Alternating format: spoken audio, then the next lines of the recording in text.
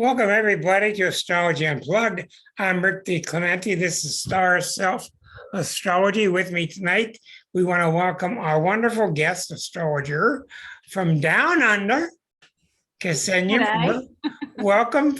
You don't even look like you're down here. You look like you're right up here with the rest of us.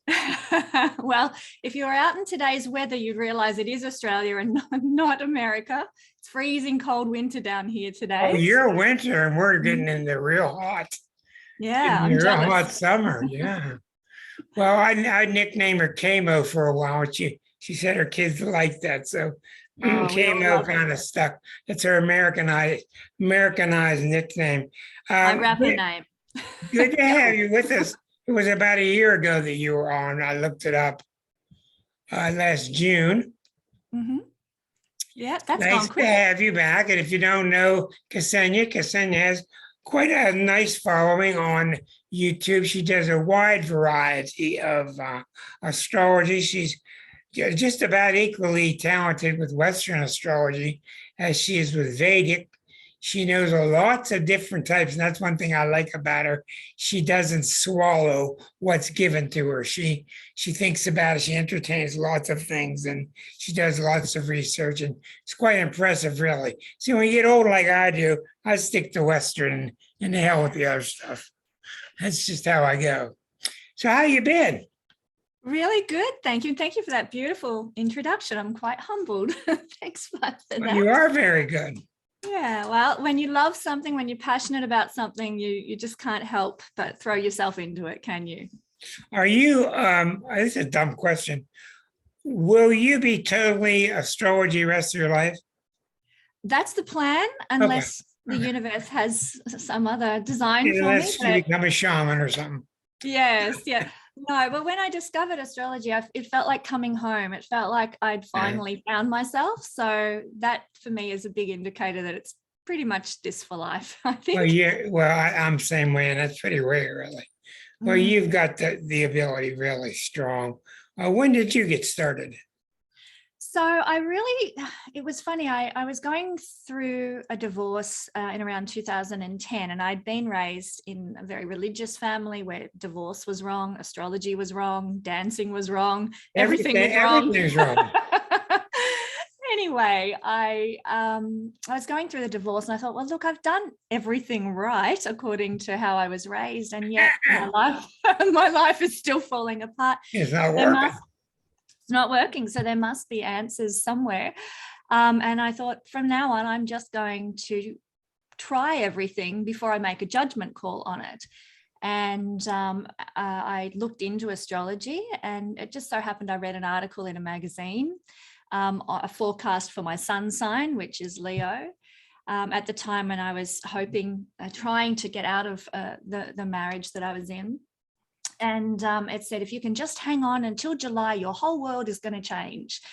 And I thought, well, that's it. I'll see. And if that does happen for me, then I'll know that there's something to this astrology business. And lo and behold, end of July came, and my ex-husband, who's actually a friend of mine now, we get along quite well, but just can't be married. He said to me, look, I'm done with this. You can go now. And it had been 8 months of trying. And, anyway, that happened at the end of July. And I'm like, there must be something to this astrology. Well, you happen to find the right astrologer, because a lot of them get those things wrong. And it is quite possible to get those things right. Mm-hmm. So I'm real glad for you. I think there probably were many deeper forces at work.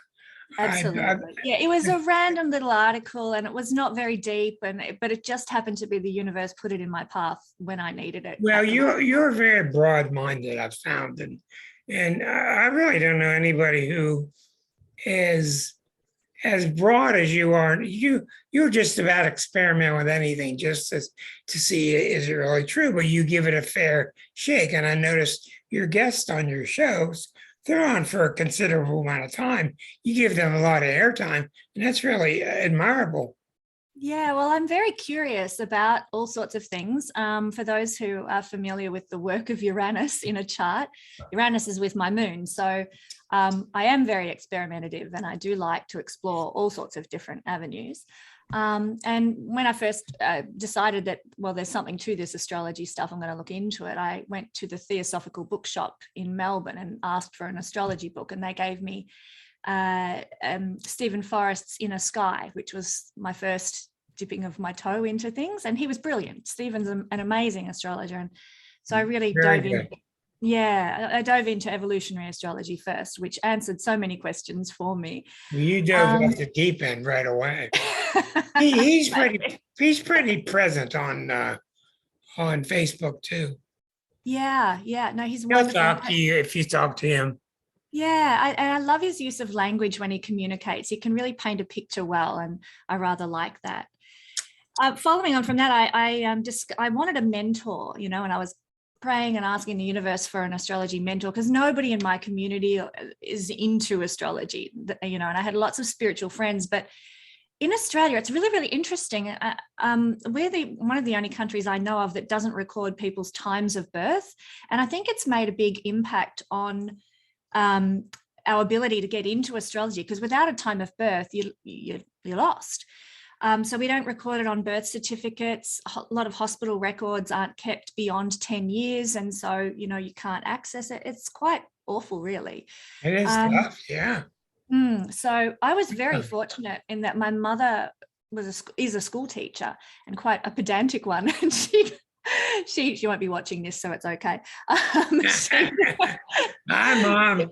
Yeah, it goes against her religion. But she'd recorded my birth time and all my siblings' birth times. So I was very lucky. Again, I think the universe pulling some strings, knowing full well Kesenya's going to need this down the track. So anyway, I prayed for a mentor, and I happened to come across Lada Dunchiva on YouTube, and she was amazing. So I followed her channel for years, and we actually became friends. She did a few readings for me, and we just connected over astrology, as we do. Is she Hindu? Lada she's very interesting. She uses a mix of astrology as well. She has studied the Vedic, but mostly she uses Western astrology and a bit of a lot of esoteric law in what she does as well. So she's from Bulgaria, and I'm sure there's a bit of like the traditional Bulgarian. So esoteric law, you're talking about Alice Bailey? Yeah, she is familiar with Alice Bailey, but more with her works? like the Hermetic principles and things like that she will draw in. Yes, now we have with us tonight, right on the screen below you, is Christine Sumner, who was our wonderful guest last week, who's a wonderful Pisces healer, and she does a lot of work with shamanistic stuff. Oh, wow. Are you interested in going with the flow of finding out possibly if you end up going towards the shaman type works? I mean, you're down there with the Aborigines, right? Yes, I've actually just bought some fabulous cultural astronomy books, which is the, I guess, the mainstream title for astrology. They don't like to talk about astrology in the universities. They call it cultural astronomy. But it's ridiculous. Cultural astronomy. Yeah. So there's been a recent spate of books all about the Aboriginal cultural astronomy that have just been released. I haven't had a chance to read them yet, but it's quite exciting because it's their astrology has been guarded very closely for, well, forever. It's an oral tradition, and I'm glad they've guarded it because, sometimes, like what happened with the Spanish invading South America, they destroyed all their records and their practices and anything that was non-Christian, and the same would have happened in Australia if the Aboriginals had not guarded their culture very closely. So it hasn't been given over, let's say, to Western, like written texts or anything like that for, ever. And they're just starting to bring Aboriginal people into the universities to teach about their cultural astronomy practices. So I'm quite excited about that. And I've also researched quite a few years ago now, but Shamanic Astrology. And that's by a guy named Daniel Giamario, I think is just how you pronounce it. I've heard about it. But he was originally an evolutionary astrologer, I understand, who branched off and created his Works own. mainly with the sun and moon. Yes. Rising sign. Yeah, but look, I do like his approach. I find it very holistic, and I don't know where he's drawing the title shamanic exactly from, whether he is actually immersed in traditional cultures. I do have a feeling he's pulling from a number of like Celtic traditions and maybe Native American, and sort of pulling them all together. Sounds to me like you'd be awful valuable working on a international magazine. It would be fun. Well, you just have the breadth of knowledge, and I think you'd be a real good partner to it, or whatever you call it. Yeah. Now, I did want to tell you that you've accidentally given me my new and final title. I was an astrologer, then I was a psychic astrologer, then I was an intuitive astrologer, and now I'm a cultural astronomer. You gave it to me last couple of weeks ago. I'm an astrological surgeon. Wow. Yeah. I like that. But that's actually You're right. very good at dissecting things. That's actually what it is. And lay down there. It won't hurt. Well, I landed on that one, and I thought, boy, that's good. I also lean a lot towards archetypal. I'm very much interested in the archetypes. Now, I want to start out with a bizarre question for you, and I think it'll be good for the listeners too, about the North Node. There's so much mystery about the North Node and the South Node. I don't use it very much. I have seen it work. There's no doubt. I don't have an affinity for it. There's certain reasons I don't like it. There's certain questions I have about it, which I wanted to share with you, hoping that you can kind of clear me up. The North Node, who's heard of the North Node? Okay. And what your North Node is in a sign, just like your birth chart, and your South Node is opposite. Well, supposedly the North Node is in a place that represents where you're supposed to go to in this life. You're supposed to go learn those lessons. And the South Node represents the opposite, where you've been, you have those abilities, and you should be working about getting away from it. Well, one of my biggest problems with it, your North Node can only be 12 places. Yeah. And it's my experience, how do I say this? People are very ego-centered. People are very ego-centered when it comes to their sun sign. And when you talk about, your life's purpose, or you talk about the North Node, and what your purpose is, people really want to grab onto. They want to have this purpose. Oh, it's my purpose. Okay. And what I found is, you could just about pick any North Node out of a hat and give it to anyone and read it to them, and that person's going to agree with it. So I have found that to be largely true. That's a problem. Now, I'm not that dumb. I've watched and I've looked around, and I've seen some remarkable things happen with the nodes. There's no doubt. The node is when each month, when the moon is coming up, and it comes through the celestial equator, which is the Earth's path around the sun, and it punctures up through, and it goes up for 2 weeks, and it starts coming back down, and 2 weeks later it punctures back down through. That's the South Node, and then it starts back up, starts coming back up. So I never could understand why it's considered so holy, etc., until I realized just recently that puncture point where it's coming up through is really similar to the last time the sun has been on your horizon. Yeah. And I could see where that could be pretty influential, etc. Here's my problem, and thus the question. If the North Node is happening on the first day of the month, and you're born on the 7th day of the month, well after the North Node, the moon has punctured through and it's moving on, Why do you know where it is 7 days later? That's a good question. You'd need some pretty good software for that one. But I That's really, my question. yeah, it's a good question. I honestly don't know off the top of my head how I would answer that. But I do know that in Vedic astrology, which is a field of astrology that I really love a It's lot, the Hindu stuff. it's very rich. And I've studied with Ernst Wilhelm, who uses tropical astrology with the Vedic That's a system. Western. Yes, that's right. So most Vedic astrologers use something called sidereal astrology, Right. which is based on the position of the constellations and the stars. Tropical astrology works with the solstices and the equinoxes. That's right. So it's different, but it's quite complex. I won't go into trying to explain the difference here, but Ernst teaches Vedic astrology with the Western chart, the tropical astrology chart. So it's very different. But I do know that in Vedic astrology, the North Node is very precious and they got names for Rahu. And Ketu, yeah. I mean, And they're they have big deal about the nodes, right? very big deal. And they've got mythologies all around the story behind the nodes and so on. But I think one of the biggest proofs that the nodes are powerful is the fact that they're they cause eclipses.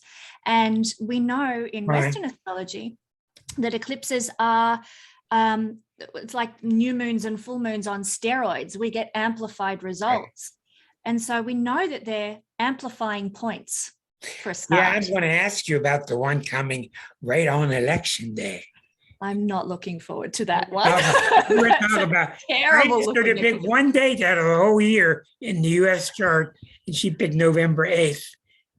And she picked it planetarily, not because of the election. That's the date that all the planets are, they're all stirred up together. We're going to talk about that. Okay.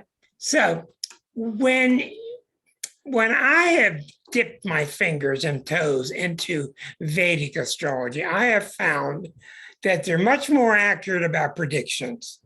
And I really don't care about predictions, but they're really good about it. Now, have you found that to be true too? Yes, I think they use a timing system called the dashes, which I absolutely love. You know, it can almost pick things to the day with the dasher. That's what I have found. Yeah, it's really, really brilliant. Yeah, just before we talk about that, on the nodes, Rick, like I don't actually, when I'm doing a reading, I don't look at the nodes in the signs themselves. I don't pay attention to that because it's generational. You know, they're 18 months in a sign, so it's very much sign placement of the North and South Node. But what is very telling is the house placement. Well, back up 1 second. When you do a chart, what are you looking at? Depends what the topic is I'm being asked to look at. But if it is a destiny reading, like why am I here? What's my purpose? What's going to happen to me? I will look at the nodes and the house placement of the nodes. I think that the South Node is representative of skills that we have that we can utilize in this lifetime. They're things we've mastered in previous lifetimes. So the theory goes, I can't prove to you that I've mastered that in a past lifetime by giving you my past life, but that's the idea. And I've seen it's true in my life. My South Node is in the 4th house of family. So very much connected to my community. I feel safe and comfortable in my community. That's when the shit hits the fan in my life, I will tend to go home to my family farm and just be there for what sign is that? Gemini. So it's so your North Node is up top in Sag. That makes sense. Yeah. So we can draw from the skills we've acquired in past lives, which are indicated by the South Node. And I disagree with that theory that says we have to move away from our South Node and ignore it and push it away. I think we should utilize it, but not be stuck in it. That makes good sense. Yeah. Yeah. And so where we're moving towards is our North Node. But the thing is, in Vedic astrology, they don't believe that the North Node is activated until around 42. In fact, between ages 42 to 48, that's when we have our North Node maturation. Well, that would be in sync with Uranus. That's right. And good point, actually, because Ketu, or the South Node, they believe carries, and this is where the Vedic system was able to get their Neptune and Uranus influences before the discovery of Neptune and Uranus, because the South Node was very Neptunian, misty, foggy, about releasing and dissolving. The North Node is very Uranian, very much, erratic, gives sudden shocks, can be sort of the unexpected, but it's also a very hungry point. So, my North Node's in the 10th house, and it was so interesting to me that at age 42, the year that my North Node matured, I had been trying to start little businesses, have my own career, because I have worked, I'm a town planner by qualification, and I've worked for government and whatever, but I always wanted my own business, my own career. And I'd tried that for years in various fields. And then around 42 years old, my girlfriend said, my goodness, Kesenya, you need to be doing astrology for people. You're brilliant at it. You obviously love it. Why aren't you doing it for people? And I'm like, oh, well, I've tried a million businesses and they didn't get anywhere. And so that's because it's in Sagittarius. Yeah, well, it's with Neptune too. So yeah. But at age 42, I thought, well, I will put a website together. If something comes of it, fantastic. If not, it won't matter. And 2 weeks after I'd launched my website, Lada Shiva contacted me and said, I want you to come and read on my channel. Well, you are just a natural. You really are. And I ask the people here, I don't pass astro comments easily. Oh, Rick, that means a lot. You're really very good. I want to ask you a couple of questions. My opinion. Now, a couple of questions. As I've gone on through my astrology, I've gravitated towards this and towards that my whole career, greatly influenced by Arroyo in the early days. He was a lot into karmic astrology, wasn't he? Or is he? Yes, and he was real big about humanistic. Yes. Which really changed everything in 78. Now, what I'm asking you is, I've found my way and I've dipped my toes into Vedic. It's not for me. I'm not poo-pooing it because I know it's accurate. But anyhow, I'm at least a double Capricorn, probably a triple. So I really want to specialize in what I'm doing. And I have found my path has revealed itself through the 12th harmonic, the 6th harmonic, and I feel that I get complete understanding about the natal chart from the harmonic and how it informs the natal chart, et cetera, et cetera. And I feel very complete in what I have gotten to and where I am. So that's my story. Do you feel that you have been getting closer to your story? Do you feel that it's out there? How you feel? That is a wonderful question. And I've just got to say, I love learning from you about the harmonic charts, because that's a field I'm not very proficient in. And I think, you have such nobody is. I mean, what's his face has turned it into vibrational astrology, but it's a whole different type of, it's not the traditional harmonics. It's a different type of harmonics. So I forget his name, Doug. What's his name? Doug. I don't know. Oh, he's on Facebook all the time, and he does all kinds of teaching with harmonics that he calls vibrational astrology. Right. Anyhow, where do you gravitate? I will be glad to share my harmonics with you any day. But where do you feel yourself gravitating towards? I'm moving more and more into the Vedic tradition because of its accuracy with predictions, and that's mostly what people come to me for readings for. Tell me when this. Okay, now that's intriguing. See, I don't want to do predictions, and you don't shy away from them. Well, let's put it this way: they're not my favorite thing to do, but right. I do offer that service to people who want it. It is very complex and requires a lot of work, which yes, it does. At this point in time, I don't mind doing. But look, I can see, Rick, that in time it's going to get a bit much for me. At the moment, I'm to be perfectly blunt about it, I'm supporting 3 teenagers. So, it's a matter of doing the hard yards, but I feel that it's giving me wisdom in the process. But the question is, where am I going? No. What do you do with these people that come and to put their heart on the table and they're really concerned because they can't get the house to sell? When is my house going to sell? I stopped doing those readings. Do you take those? Yeah, I do take those sorts Boy, of. don't you find those hard? Yeah, it's a lot of pressure. I do. My goal is to teach astrology. That's where I want to end up. You're very good at that. Yeah, so everything in its time and its season, as we know in astrology, everything is cyclical. So right now I'm in a cycle of doing the work, and you would have started off by doing predictions and what have you for people at one point, I imagine. So now when you're doing it, and when someone says, "Can you read my chart for me?" You're doing a basic reading for them. I would suppose you're doing a mixture of Western and Eastern. Yeah, that's right. Yep.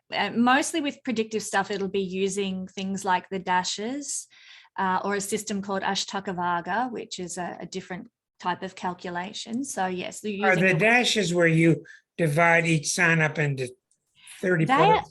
Yeah, no, they are a lot. I'm talking about the dwads. Yeah, you are. Dwadashamshas. Yeah, so dashes are like the Hellenistic zodiacal releasing, if you're familiar with that. No, give me a little bit on that. Okay, so it's just a timing mechanism, and I probably, it would take me a whole class to explain how. I watched you and your fellow friend did go 2 hours with it. Oh, good. Yeah, I watched the whole thing, and he's quite brilliant. And I followed most of it, but after a while, I had a serious migraine.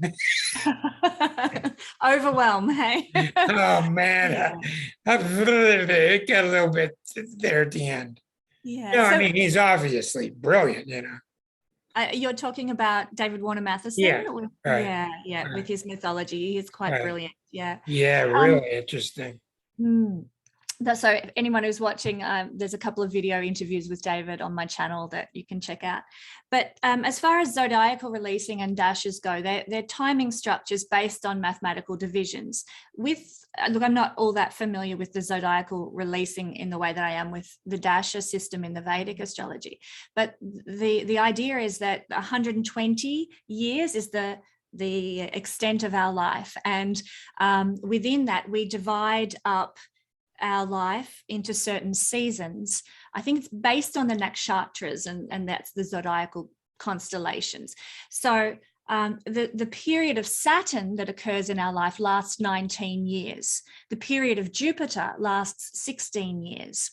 And as you can imagine, I'll use these two as an example. The period of Saturn is usually a period of life when things are heavy, hard work, need to be mature, need to be diligent. The period of Jupiter tends to be more light and buoyant and joyful and blessed, things just work, we're generally happier and so on. And as you can see, they're big, long chunks of our life. Now they occur at different times for everybody. So I had my Jupiter dasher throughout my 20s, sort of at late teens and throughout my 20s. And then I moved into my Saturn dasher, which I'm in right now when I became a single mum, funnily enough. So then that hard work and heavy duty became a part of my life during the Saturn dasher season. And of course, it takes 20 years to raise 3 children. So that's the duration of the Saturn dasher. So it's all so do you feel with the Hindu or Vedic seasons that the person has less free will moving within those energies as opposed to Western, which is much more free will oriented? Yes, you're right. Western is much more free will oriented, but I do believe we have free will in that everything is like the yin yang symbol.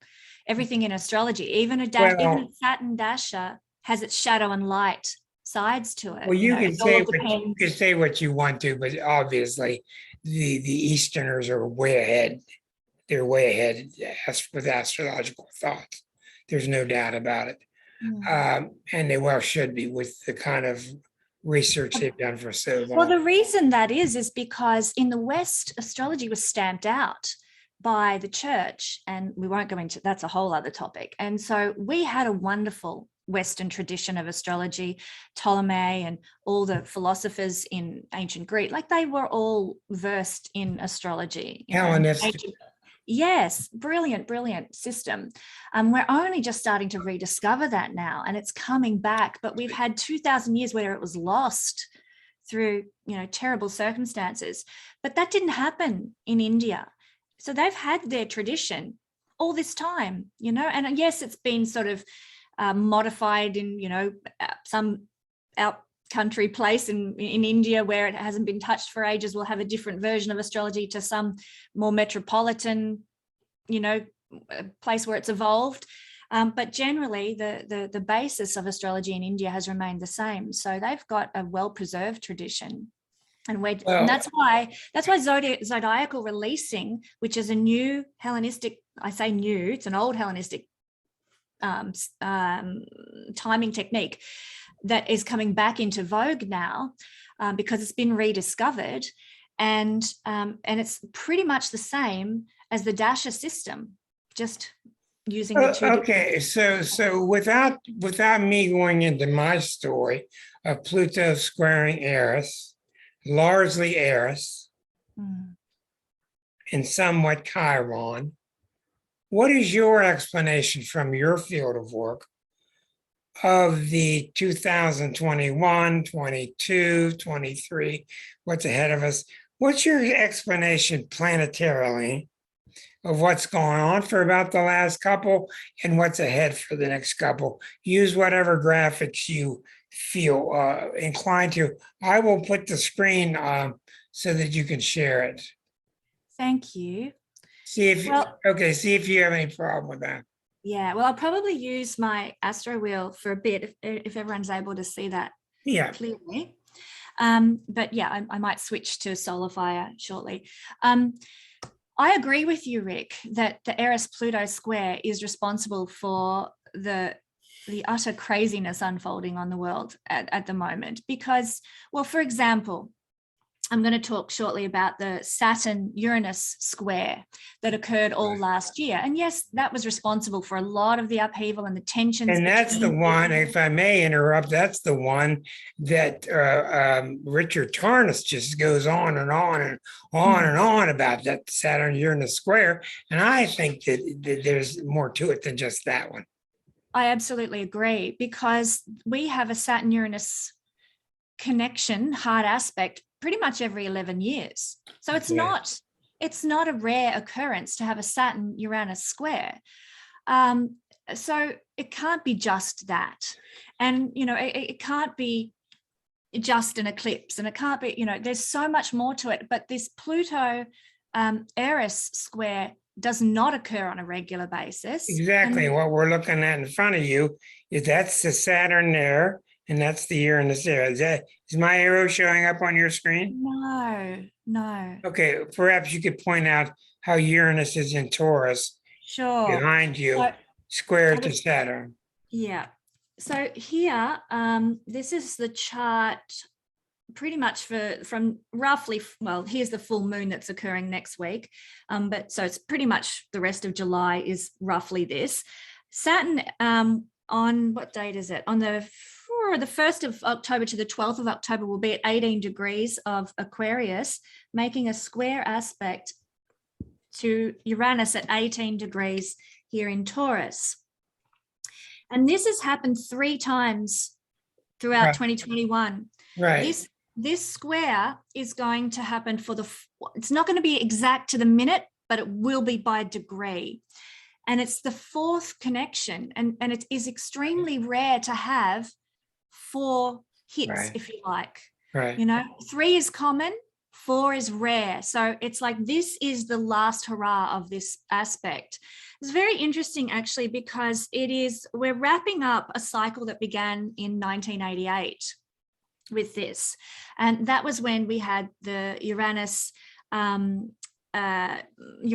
conjunction. And then throughout time, Saturn moved to square Uranus again, oppose Uranus, and now he's got the final square it'll take another 11 years before they make a conjunction. And you've also got the mixed up mode, because Saturn loves being in Earth signs, and it's an over here, and Uranus loves being in Aquarius, and it's over here. So they're mismatched. So that brings even extra tension between the two. That's right. That's right. Although Saturn is more powerful at the moment because he's in his own sign, Aquarius. As a co-ruler, yeah. In traditional astrology. But I really do think, like, ultimately, and maybe I'm hopeful, but Uranus will win the day, I feel, because he is further out in the sky. And when a planet is further out, it's more potent, it kicks butt. So I feel that after this final aspect, we're going to see some big shifts. And look, as we know from what we observed all last year, this aspect creates frustration, blockages, tensions, rebelliousness. We feel like we need to burst out and be free, and yet we're being restricted and held back. So we probably will get a repeat of that. But I think this time the people, the masses, because Uranus has a strong connection to the masses, are going to override the rule makers, Saturn, the structure makers, the government. Saturn is government, Uranus is the masses. And I think this final square will see some big upheavals that result. The final squares are usually like the finales, right? Yeah. And to me, it's interesting to observe what was happening in 1988 when this cycle began. And I think it was, interestingly, 1988 was when the Berlin Wall came down, which was one thing, 88, 89. But I feel that neoliberalism really got its claws into society around that time. Neoliberalism started with Margaret Thatcher and Ronald Reagan back in the late 70s, early 80s, but that was kind of drip fed to society. And then around 1988, 89, it really got hold. And we all, was all about sort of what can you do, like private enterprise versus, government support, and that sort of thing really started to, I feel, get more of a hold then. So I'm wondering if, and this is just a hypothetical, if we may be beginning to see the end of neoliberalism as this cycle draws to a close, which I'm, again, probably quite hopeful to see happen.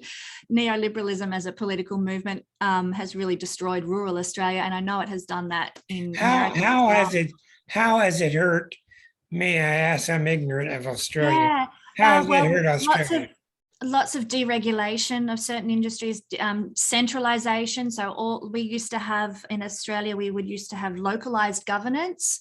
And so you might have a water authority that had its presence in a little town community that relied on irrigation. Now it all goes to the city. So it's very detached and centralized in big cities. And, you probably hear a lot of rural areas in America decrying sort of things like that. Yes, that's true. So, I mean, I'm from a rural area, so that's my sort of passion. I love the writings of Wendell Berry, who's an agrarian, a wonderful American writer. Anyhow, I digress. But I feel that we might be seeing some shifts of that nature that come about with this final close, and it's going to start now. The changes will start now with this final square and start to be pulled in over the next 11 years, I feel. So yeah, but for us personally, it's a time when we might not feel that our intuition is working the way it usually is, because it's getting blocked by Saturn. We might be feeling a bit oppressed. We can sort of go to extremes because we're frustrated. So arguments and things like that. We can see frustrations everywhere. Yeah, and given what's been happening and the tension that's been building, particularly in your country lately, but it's also to a lesser extent been here in Australia. And obviously the UK is going through a lot of upheaval right now too. We're going to see some massive big shifts and changes. Yeah, but at least you don't have a bunch of guns. Yes, that's a whole topic. We can't get the people to give them up. So it's a horrible, horrible crisis. So what is it? Do you want to do it on your computer or mine? What is it about November 8th of 2022? It's unbelievable to look at. Do you mind if I we postpone that one till a little later and we go through the build up to You because do. it's the final You do fireworks. as you see fit. Go ahead. Oh, thanks. Okay. So this is actually the second potent energy that's coming up for us in the next 6 months. The first one is occurring here with Uranus, Mars, and the North Node.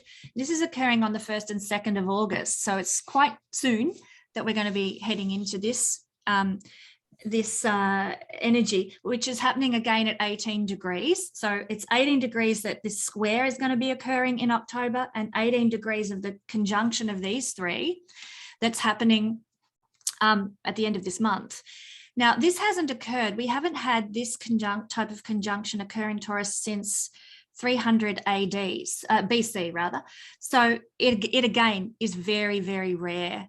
I haven't really had a chance to look at what was going on in the world in 300 BC. I do believe Alexander the Great was setting up his empire at that time.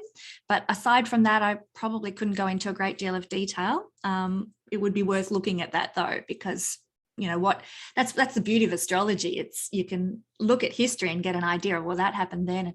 But of course, was Pluto squaring Eris at that time? Probably not. So it could be even more potent, you know. So this aspect will be being squared by Saturn at 22 degrees. So Saturn's getting in on the act to an extent as well. So when we have Mars-Uranus conjunctions on their own, we tend to see big earth events like volcanoes and earthquakes and that sort of thing. Of course, it's occurring in Taurus too, which is connected to the natural world, nature. So we may be very well, you know, need to be prepared for something like that to happen in the world with this. And of course, in Vedic astrology, and as we see with eclipses, the North Node amplifies energies, makes them more potent.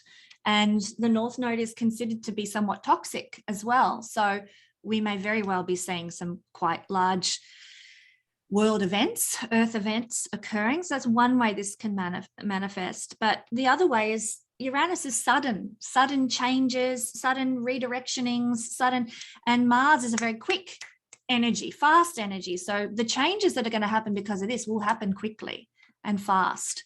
And Uranus doesn't like being in Taurus. No, it doesn't like it. Just doesn't like it. Get me out of, get me into Gemini, please. Yeah, we're all waiting for that. It's going to go nuts in Gemini. I can't wait for that actually, because about 2 years from now, it's going to be nuts. But you know what else is happening, Rick? Come, we'll watch a movie on my fingernail. Come to my house tonight. Is that where the technology is heading? That's where it's going to go. Let me download it from my fingernail. There it is. That's going to happen. As long as I don't try and put a chip in my wrist, I'm okay. That's your bippy. But you know what else is going to happen? Uranus is going to go into Gemini, an air sign. Neptune will be moving in 2025, 2026 into Aries, fire. We will have Pluto in Aquarius. So the three big outer planets are going to be in fire and air, whereas now they're in earth and water. Oh, so man. To me, that's going to be a massive change as well. I'm going to say goodbye to them. I'm going to say goodbye to them. I've had enough of them. Go on, move on. The water and earth. Yeah. Water and earth. Go on into air and fire and have a big explosion, and we'll sit back and watch. Earth and water is very connected to the earth realm, the physical incarnation in Yes, the body. indeed. Heavy, and it, yes. And so I'm like, oh, we're going to go into spirit. We're going to be lighter beings, when this happens. Bring it on, can't wait. It is going to be wild. Yeah, but there's some heavy stuff to push through first, as we know. And of course, Capricorn, when he's Pluto, when he's in the final degrees of a sign, gets really heavy duty and intense because he's got to fulfill his mission. He's got to finish the job that he moved in there to start in 2008. So we're getting like that heavy And Pluto. remember, everybody, when Pluto goes into Aquarius, that is not the age of Aquarius. Those are two different things. They're not related whatsoever, but they're occurring around the same time. Yeah. So we got a lot of Aquarius flavor coming, and I think that's very hopeful. Yeah. That's think probably a topic for a Capricorn, video sometime, I think, Rick. Would be good to have a chat about that. Capricorn has had enough. What did you say about the video? I said it'd be good to do a video sometime about the age of Aquarius and Pluto in Aquarius. We should set Oh, up I a think chat that about would that. be a good idea. The precession of the equinoxes and Yeah. explain it, because that song in 1967 got people misled largely, and they need to get some realistic expectations. Pluto going into Aquarius is going to be good. It's just no one knows exactly when.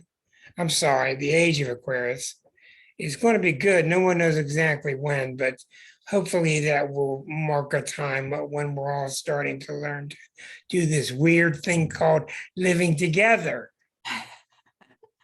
Who would have thought? Actually, that's something that I think might come out of this conjunction at the end of the month. We might get a lot more momentum. In fact, we're already seeing it as a result of last year. Momentum towards self-sufficiency and community, Yes. because it's happening in Taurus.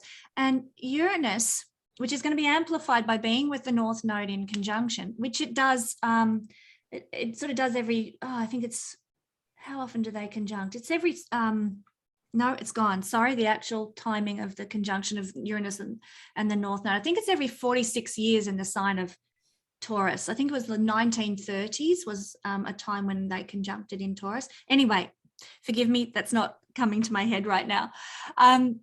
But sorry, back to what I was saying. North Node is amplifying Uranus in Taurus, which is self-sufficiency, self-sufficient communities, the need to get practical about, grow our own food, generate our own energy, nature-based living, building our own communities, new financial Grassroots campaigns.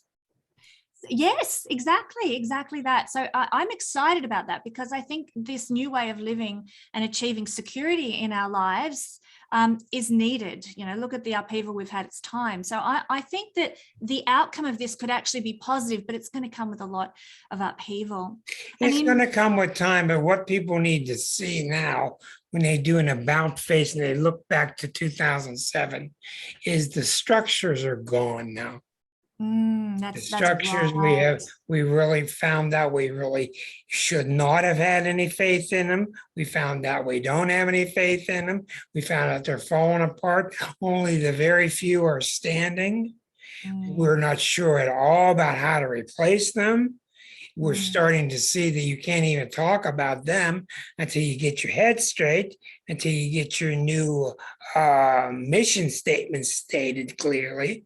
We're starting to hear rumors and murmurings all over the place about a Constitution 2.0, because we see that the Constitution 1.0 is like holes in it like Swiss cheese.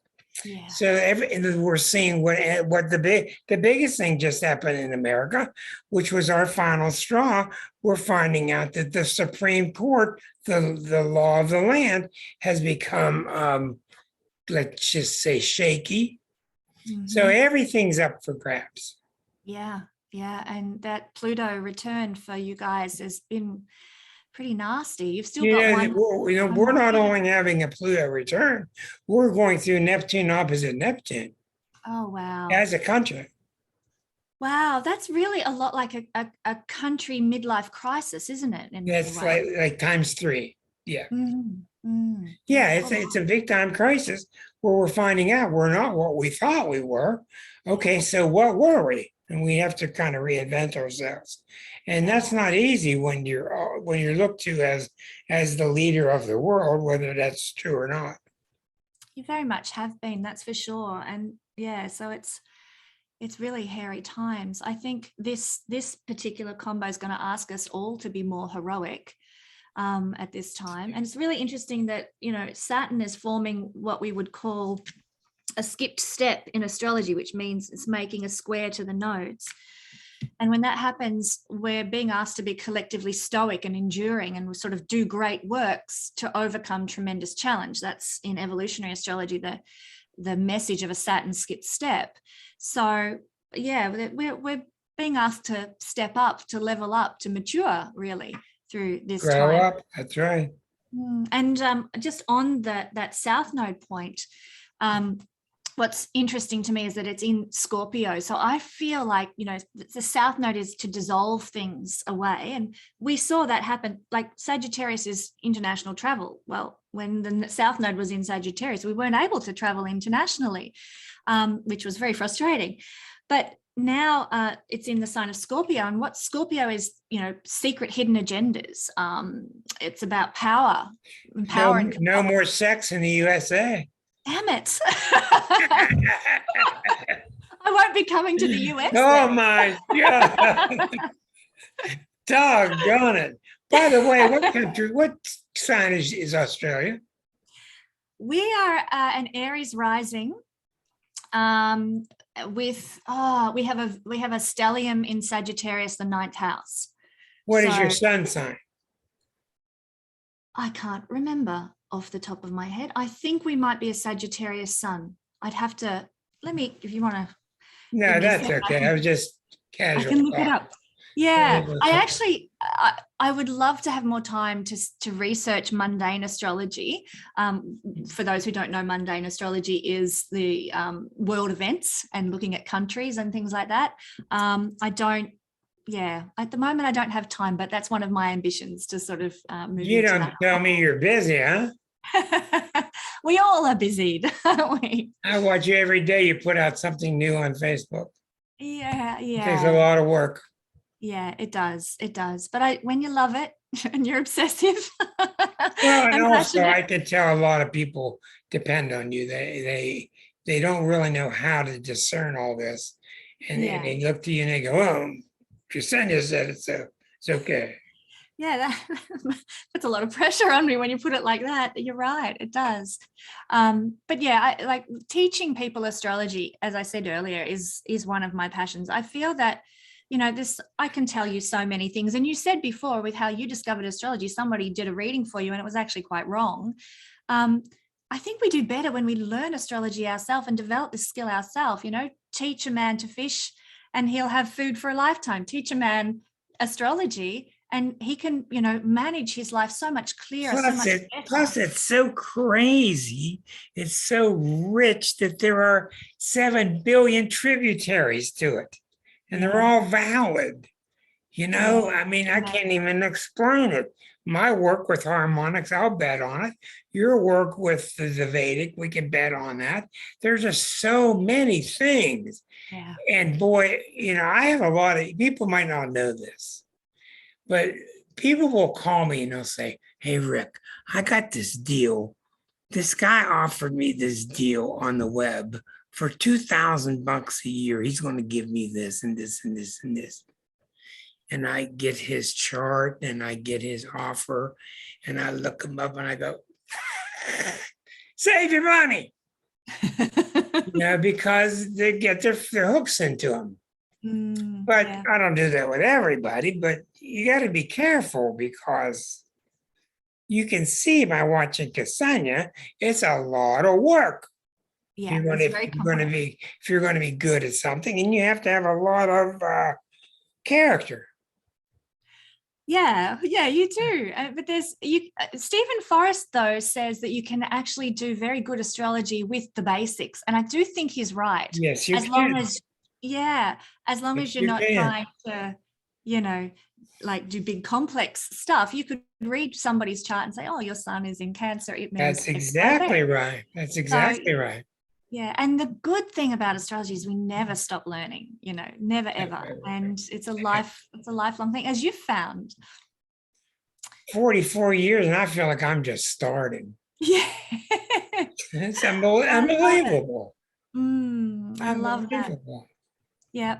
As I said, there isn't enough time in a lifetime to understand and learn it all. So it's the last frontier. You've been at this for many lifetimes, as have I.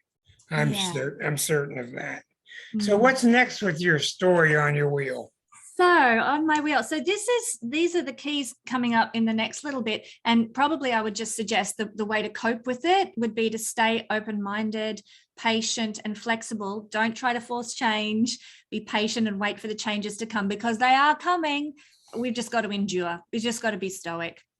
Then we're going to have, and this is coming between the 30th of October through to January the 12th.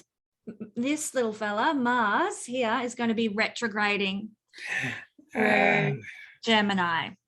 So, oh boy, wherever Gemini falls in your chart, that's where you're going to feel the impact of Mars. And it's going to be retrograding from 25 degrees of Gemini back to 8 degrees. So if you've got planets in Gemini or points like your ascendant degree or your midheaven, between 8 and 25 degrees, you're going to get the full potent effect of this. just think if it combines with Mercury going retrograde. Yeah, It probably will. Not going to, because these guys will be, see, this is the trouble with my board versus solar fire. I have to move it all manually. So by this time, in sort of, what are we talking, October to January, the sun's going to be around here in Sagittarius. Okay. And so on. So don't pay any attention to where they are. I'll get them out of the way. So I like your board. It is lots of fun. I was talking with a fellow astrologer just last week, and I was saying I created this board because I'm a very visual person. I like to see. It's a very good teaching tool. Very good. It is. And it helps. Like, I use this arrow to show when I do my astro reports each week to show, well, okay, that Mars for an Aries rising person is going to be retrograding in I use whole sign astrology. Right. Third house. Third house, yeah. It really helps. But also, if I'm doing a dasha reading, like, and let's say I'm in the season of Saturn, and just say this was my chart and I had Saturn in Aquarius, then what I would do is put the rising degree wherever Saturn was falling in my chart, and it would give me the chart of, I hope this isn't too confusing, the chart of what I was likely to experience and where the themes are going to be. Yeah. For that season of life. Like a solar return. Like a solar return. So the Dasha Lord, the ruler of the Dasha season, becomes the first house, wherever that sits, and we read our chart from there. So having a wheel that spins like this is really helpful for being able to do that sort of work and see. I agree with that. Yeah. So, Mars retrograde. Basically, during a Mars retrograde season, we want to avoid doing anything or instigating, starting anything, initiating anything that has to do with Mars, like battles, conflicts, purchasing of real estate, entering into any type of competition, because we're likely to not have a good outcome. If we do those things, if we start a court case, take a dispute to court during Mars retrograde, if we are the one who's initiated that court case, we're likely going to be the one who will lose during a Mars. And I've noticed clearly that people who started projects and were smart enough to go back to the drawing board and resharpen their tools, that was how to use the Mars retrograde promptly, because when they came out of it, the tools were sharp and ready to go. Whereas people who forced those tools to keep chiseling, they broke the points off, and they were not in sync. I mean, again, that's what the American Indians and the natives talk about being out of sync with your nature. Yes. Yeah, I love that analogy. That's actually really clarifying. We'd also probably want to look at what Mars is ruling in our personal chart, and don't initiate anything to do with that as well. So let's say you are a Libra rising, Mars would rule 7th house things, rules Aries.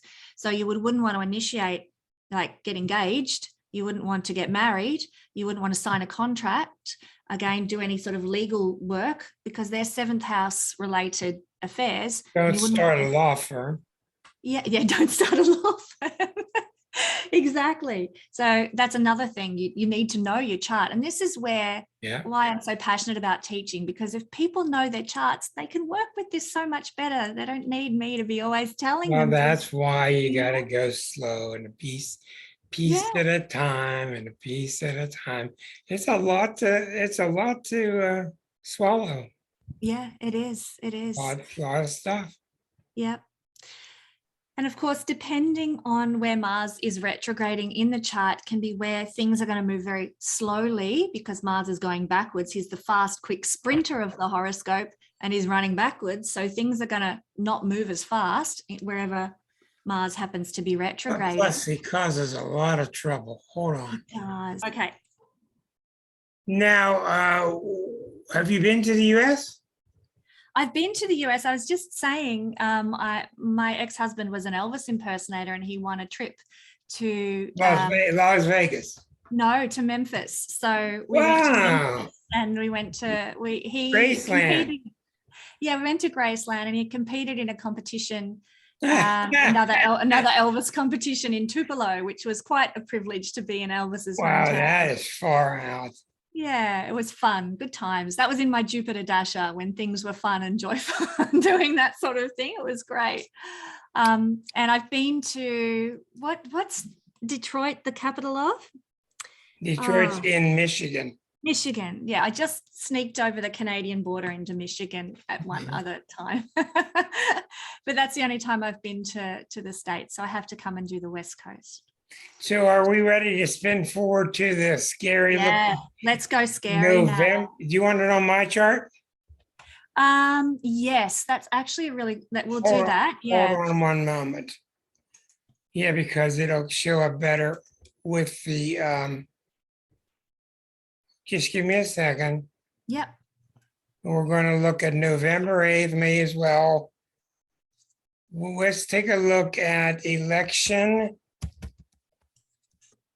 Okay, November 8th, 2022. Let's just look at, say, 10 p.m. Washington.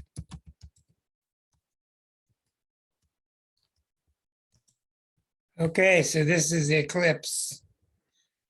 This is election night. Let me get this on the screens. Okay. There's the map of November the 8th coming up, and you see Uranus. Here's the eclipse that's happening back at 16, I guess. So the eclipse is happening with Uranus. If I take it back in time, the eclipse is happening with Uranus, T-squared to Saturn, along with Mercury, along with Venus. Let me take it back in time by hours. Let's get that moon back to 16.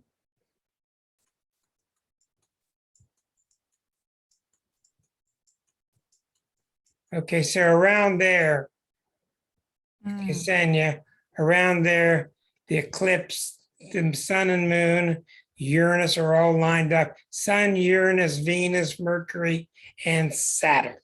Yeah. And this would be 7 o'clock in the morning of the day of the election. And what do you see beside kaboom kabang? Sorry, what do I see in this? What do you see beside kaboom kabang? That's all it is. That's all it is.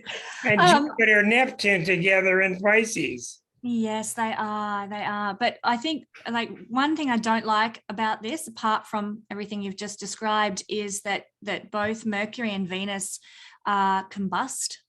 And that I don't know if you work with combustion, Rick, but yes, I do. You do, yeah. So we're going to not have the diplomacy that we need. Venus combust, no diplomacy, none of that. And being able to talk things through is not going to be able. Like there'll be all these upheavals that'll come from the Uranus involvement and the tension, all this stuff we've been talking about. But when Mercury's combust, our communication becomes ineffective, or people don't listen to one another. Talking is useless. So, how are we going to get out of all this mess when we can't talk things out or negotiate or practice diplomacy with a combust Venus and Mercury? So that to me looks like no fun. The saving grace, though, may very well be that Neptune, Jupiter, because it just the way I've been. Yeah, that's a wonderful, wonderful thing. Yeah, it's creating a wedge as well, a wedge shape. And whenever there's a tense opposition in a chart that has a wedge shape, and I'll try and describe it, the trine from the sun to Jupiter, Neptune is also a sextile to the moon. That is like a wedge of cake or a wedge of cheesecake or something yummy. And that is our way out. That's our way out. So we need to focus on Jupiter, Neptune themes as a way out. Both of those planets are retrograde too. But Jupiter retrograde is actually quite beautiful. You know, it's spiritualizing. It's the philosopher energy. It's very inwardly focused joy. So we will still be able to focus on having joy within, which may be our way of surviving and pushing. What about all this radical pressure on Saturn? What does that mean? What is all that pressure on the 19th degree of Aquarius? That's what the whole story is about. It's not about the eclipse. It's about the output pressure on the 19th degree of Aquarius. Yeah. I don't. Let me look it up. Like Saturn skip steps, not skip steps. Where's the nodes? You haven't got them here. The nodes will be involved as well because they cause the eclipses. So yeah, the Saturn skipped steps, they cause us to level up, and we're required to be mature and stoic and what have you. So that's what it's asking for. But again, I keep looking for, well, what's the way out here? And I think that Jupiter, Neptune, but also in a T square, one of the ways we can balance our T square is to look at the opposite house, which is Leo, and to direct our energy into sort of maybe, I don't know, Leo, focusing on self-love perhaps might be a way of coping. How do you work with T squares? Here's your north node here. I work with T squares as there's just as much pressure on this point as there is on the wake point. But the understanding of what's this fight about, and this is, the country is very polarized right now, and this is very much exemplified by Sun, Venus opposite Moon, Uranus, and it's going to be sending itself. I don't want to say that Saturn in Aquarius is the Supreme Court, but it's probably not far from it. But there's a body here. I'm going to read what this degree means. There's a body here that is taking it on the chin. It's taking the full flux of this entire election day at the 19th degree. So let's read what that degree means. 19. Is this the Sabian symbols? Yes, is that what? That's right. Let's use our intuition and see if the 19th degree holds something for us.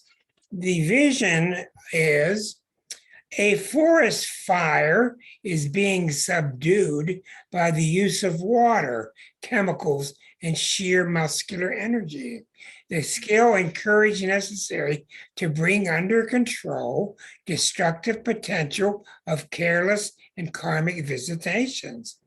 So that's really encouraging. So that's showing something that's very Aquarian is rising to the occasion here and quelling this fire. There may even be fires that day and they get quelled, but it's more of a spiritual connotation that what we're looking for in America is everything's just going crazy and haywire. We're looking for something to start turning it around. Something to start giving us a vision of a hero or something to model after. We don't have anything to hold on to anymore. We're cancer country. So it's been very unsettling. We knew this was coming. But I think that's going to be interesting. And you'll also find that anything you find in the next couple of years, anything that's got something significant at the 18th, 19th degree of Aquarius, you're going to need to make a special note of. Yeah, I think you're right. Absolutely. It's definitely, this eclipse is going to be a culmination point. I think, all this stuff that we've been talking about is building. And then boom, we've got the eclipses, because it is very, very potent, that one. And it's happening, isn't it happening in America on the day of your elections or something like that? That was the election day, yeah. Right. But I just showed you 7 o'clock in the morning in DC. That's Mm. election day. Okay. So it's all going to come out, everything that's building from now until then is going to come out in that election, Well, see, I don't know what you do with Eris, but Eris has a very negative side. And the negative side is just make it happen because I said so. Just we're tired of it being the other way. We're going to get the way we want. Just make it happen because we're going to bitch about it until it happens. And that's what's happened with the negative side, the negative manifestation through Trump and since 06, et cetera, et cetera. On the positive side, we're seeing it out there too. It's just they're both going on at once. The positive side is people are starting to rise up and say, look, we have to organize. And it's just not American to organize and work towards something like this. We've had it too easy for too long. We've gotten complacent about it, but we're starting to learn. And a lot of the women are learning from what just was dealt to them by the Supreme Court, and they're starting to organize, and it's happening in many, many different dimensions. I think it's wonderful to see an outsider like you coming to us from down under, seeing universal fireworks, and you're not even here. Well, Australia's been through its difficulties, I think, for the last 2 years as well. What I can remember about our chart is that we have had Pluto crossing our midheaven for the last 2 years. And certainly our public reputation in the world has gone through a massive transformation. We're not all the Mick Dundees, easygoing, let's have a beer kind of a thing. People have seen what a nanny state Australia actually is through the last 2 years. Thanks for exposing that. A nutty state? Well, yes, that, but no, nanny state. Have you heard that term before? No, nanny state. It's probably a British term for being like a helicopter parent, too controlled, too, regulated and ruled up, can't fart without getting a permit to do so, that sort of thing. And Australia has been like that for years. That's not been our public image. How has Australia dealt with the overall reputation of being England's prison state? Yes. I mean, that's a hell of a thing to put on somebody. It is. How has your country historically dealt with that? That's a big load. Yeah, it is. There's a lot of karma with that. A lot of karma. Around 2008, there was a formal apology to our First Nations people, our Aboriginal people, which I think was a beautiful opportunity to shift some of that karma. It's not perfect by any stretch. We've got a long, long way to go, but that was a good start. I doubt we'll ever get an apology from England to our ancestors who were sent here with ridiculous reasons as convicts. But yeah, look, to be honest, I mean, some of my ancestors were convicts, and there's actually a bit of pride in Australia about, yes, my ancestor was sent here for stealing a loaf of bread. We're a bit contrary that way. Yeah, but it's certainly, I don't think it's nice karma. And you may be familiar with the Port Arthur massacre that occurred back a few years ago. Port Arthur is an old convict settlement in Tasmania, and there was a guy walked in there with a gun and shot a ton of people years ago, and that's what caused Australia to make the rule: no more guns. We all had to hand in our guns because of that massacre in a convict penal settlement. It's a historic monument now, a tourist attraction. So that's what caused Australia to now be gunless. But where was I going with that? But yeah, there was this vibe at Port Arthur it's quite indescribable. That you feel the pain that people went through when they came out to those places. And I think that energy is still in Australia. We need those people to come here and take our guns with them. Because you can't even take their squirt gun away from them here. They freak out. It's just a big deal. It's almost to the point, I hate to say this, where there needs to be a nightly show on the latest massacre. It's that ridiculous and terrible. And it's ripping people's hearts out, especially when it's ending up in the grade schools. Now, I'm going to ask a really stupid question. How happy is Australia to be kind of out of the direct line? You're not in line with the Russia, Europe, America. You're kind of down to the side. Does that make you kind of feel a little bit relieved? You know what? All my life I've felt glad about that. And I think that I is would an think issue. so. Yeah, we're like, yep, we're not part of How all much that. your airplane tickets to get there? Last I checked was only $1,800. So that was Oh not man, too bad. I'm gonna start giving this some thought here. Need to come out and visit. New Zealand is no, awesome. your astrology will be back the front. You realize when you come down here. It'll be what? It'll be back the front when you come down here. I mean, I got to flip the weather. Yeah, I understand. I can handle that part, but Yeah. we're quite concerned here because we're a big country. We're very complex. You see, a show here has been on the air 6 years. We talk about a lot of different things, and we talk about astrology as the essence of it. But it's been good to have you on because it's healthy to get other perspectives. But I'm going to warn you once again, if you get this character after you out of California, he's got this funny hat, just turn him off. Turn him off. Don't talk to him because he is coming out to get you. I wonder, see, I'm a bit of a conspiracy theorist on the side, and I wonder if his mission is to bring down astrology perhaps in the same, because it's on the rise ever since His Jupiter. chart is so bad, he has absolutely no idea how to do astrology. He's absolutely full of self-hatred, and he's trying to spread it on to other astrologers. And he's slick enough with his words that he's got thousands of followers that believe him when he says this stuff, but he's got an awful lot of really good astrologers. Really sad. So you got a lot of good astrologers after him, though.